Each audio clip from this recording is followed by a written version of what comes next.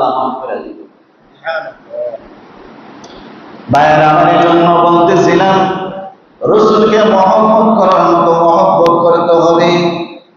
আমার যেভাবে মনে চায় সেইভাবে মহব্বত করা যাবে না। ভুল রাস্তায় মহব্বত করলে রাসূল তো তোমার প্রতি নারাজ হবে। রাসূলকে মহব্বত করলে ভালোবাসলে কাকে পাওয়া যাবে? কিন্তু আপনার মহব্বতটা যদি বিপরীত হয়, রাসূল যদি অসন্তুষ্ট হয়, আপনি নবীর শাফায়াত পাবেন দূরের কথা, হাসরের ময়দানে একদল উম্মতের দিকে চেহারার দিকেও তাকাইবেন না। তার ওই সমস্ত লোক যারা বেদাত কাজ করে। যাই হোক, আল্লাহ রাসূল সাল্লাল্লাহু আলাইহি ওয়াসাল্লাম দুনিয়াতে আসলেন। অনেক লম্বা ইতিহাস। দুনিয়াতে আসার পর মতান্তরে জন্মের পূর্বে তার বাবা দুনিয়ার জমিন থেকে বিদায় হয়ে গেছে। এইভাবে আল্লাহ রাসূল সাল্লাল্লাহু আলাইহি ওয়াসাল্লাম তার মার কাছে এবং হালিমাতুল সাদিয়া তার দুধ মা, এভাবে কিছুদিন দুধ পান করার পরে তার বয়স যখন মতান্তরে 6 বছর 8 বছর হল, তখন সে দুনিয়ার জমিন থেকে, তার মা দুনিয়ার জমিন থেকে বিদায় হয়ে যায়। কিছুদিন পরে তার দায়িত্ব নিলেন দাদা আব্দুল মুত্তালিব, সেও মারা যায়। তারপরে তার দায়িত্ব নিলেন আবু তালেব। নবী আলাইহিস সালাতু ওয়াস সালাম কাবার সামনে বসিয়া চোখের পানি ছেড়ে দিয়া কান্না করে, পানি আমার মা নাই, বাবা নাই গো, আমার ভাই নাই, কোনো বোন নাই, আমার দাদাও নাই, আমি বড় এতিম, আমার আপনজন বলতে দুনিয়ার কেউ নাই। এইভাবে চোখের পানি ছেড়ে দিয়া যখন কান্না করে, আবু জাহেল তখন বুড়ার উপর সর হয়ে যখন যান, কেউ কেউ উটের কথা বলা হয়েছে, উটের উপর সর হয়ে যখন যান, গিয়ে দেখে তার ভাতিজা মুহাম্মদ চোখের পানি ছেড়ে দিয়া কান্না করে। আবার আবু জাহেল ডাক দিয়ে, তো ভাতিজা এইভাবে চোখের পানি ছেড়ে দিয়া কেন কান্না করো? আয় আমার উটের উপর। আবু জাহেল নবী মুহাম্মদের উটের পিছনে বসেছে। উটের পিছনে যখন বসাইছেন, আবার আবু জাহেল এই উটকে এমন জোরে চাবুক মারে, আঘাত করে, কিন্তু বিন্দু পরিমাণ সামনের দিকে অগ্রসর হয় না। কি ব্যাপার, এত আঘাত করার পরে এই উট কেন সামনের দিকে অগ্রসর হয় না? শেষ পর্যায়ে আল্লাহ রাব্বুল আলামিন সে উটের জবান খুলে দিলেন, রে আবু জাহেল, যেই নবী না হইলে দুনিয়ার কোন কায়নাত হইত না, এই নবীরে পিছে দিবি, আমি ওর বিন্দু পরিমাণ সামনের দিকে অগ্রসর হব না। তুমি আমাকে যতই চাবুক মারো না কেন, আমার যদি জীবন চলে যায়, তারপর আমি নবীর সাথে বেয়াদবি আমি করব না। তখন আবু জাহেল তখন নবী মুহাম্মদ রাসূলুল্লাহ সাল্লাল্লাহু আলাইহি ওয়াসাল্লামকে সামনে দিতে সে বাধ্য হইল। আবার নবী মুহাম্মদকে যখন সামনে দেওয়া হইল, আবার এমন ফুল স্পিডে দৌড়তে লাগলো। তখন আবু জাহেল এইভাবে চাবুক যখন মারে, উট ডেকে বলে, আরে আবু জাহেল, আমাকে চাবুক মেরে কোনো লাভ নাই, লাগাম ধরতে হবে না, কারণ আমার জীবন বড় সার্থক হয়ে গেছে। যেই নবী না হইলে দুনিয়ার কোন কায়নাত হইত না, যেই নবীর কারণে আল্লাহ রাব্বুল আলামিন আসমান জমিন চন্দ্র সূর্য পাহাড় পর্বত গাছগাছালি পর্বত সবকিছু সৃষ্টি করলেন, এই নবী আমার পিঠের উপর উঠে গিয়েছে, আমার মন বড় আনন্দিত হয়ে গেছে, আমার জীবনটা বড় সার্থক হয়ে গেছে। নবীর এরকম বহু মজা আছে। যাই হোক, মুহতারাম হাজরিন, নবী আলাইহিস সালাতু ওয়াস সালামের বয়স যখন 40 হল, তখন তাকে নবুয়ত দেওয়া হলো। নবী আলাইহিস সালাতু ওয়াস সালাম সর্বপ্রথম তায়েফবাসীদেরকে দ্বীনের দাওয়াত দিতে গিয়েছিলেন। নবীর সঙ্গে ছিলেন হযরত হারিস রাদিয়াল্লাহু তাআলা আনহু।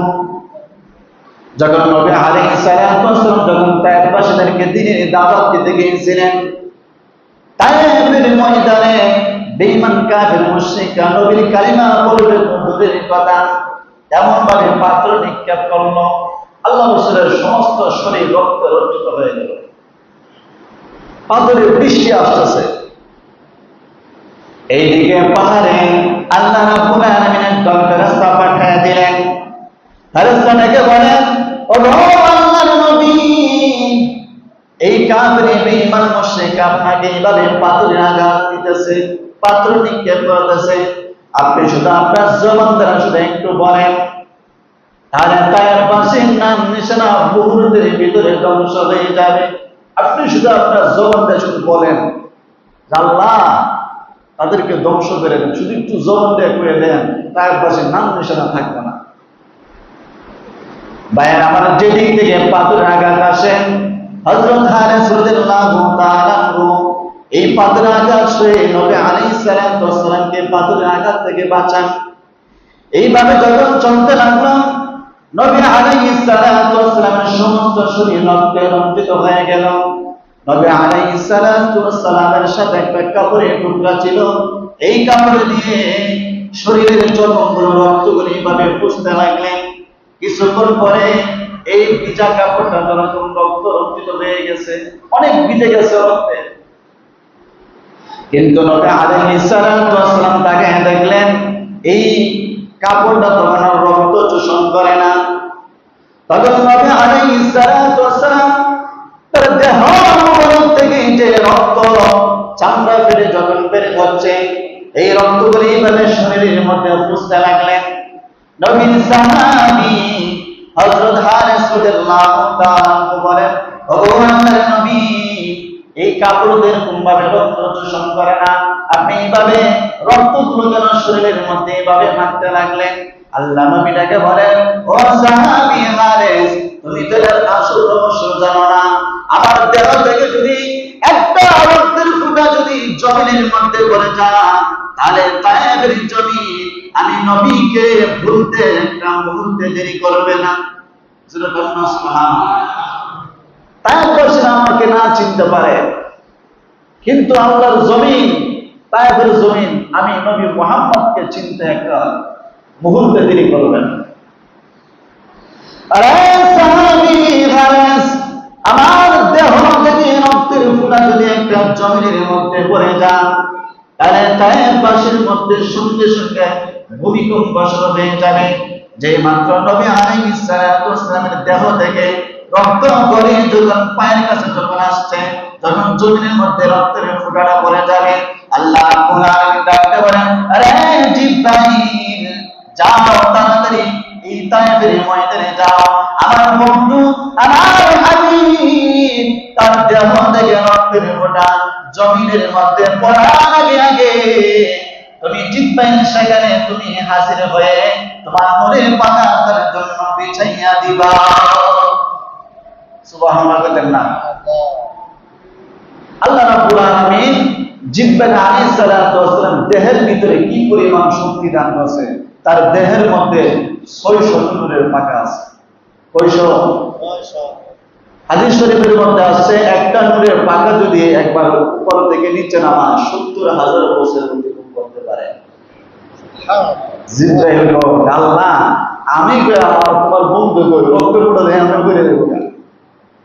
জিব্রাইল বলেন, আমার দেহের ভিতরে যত শক্তি আছে সমস্ত শক্তি আমি প্রয়োগ করে 600 নূরের পাতা দিয়া আমি সম্পূর্ণ ছেড়ে যখন আমি টান দিলাম, দেখি এখনো নবী আলাইহিস সালাতু ওয়াস সালামের পা থেকে রক্তের ফোঁটা জমিনে পড়ার আগে আগে আমি জিব্রাইল তখন তার পায়ের নিচে নূরের পাখা বিছাইয়া দিলাম।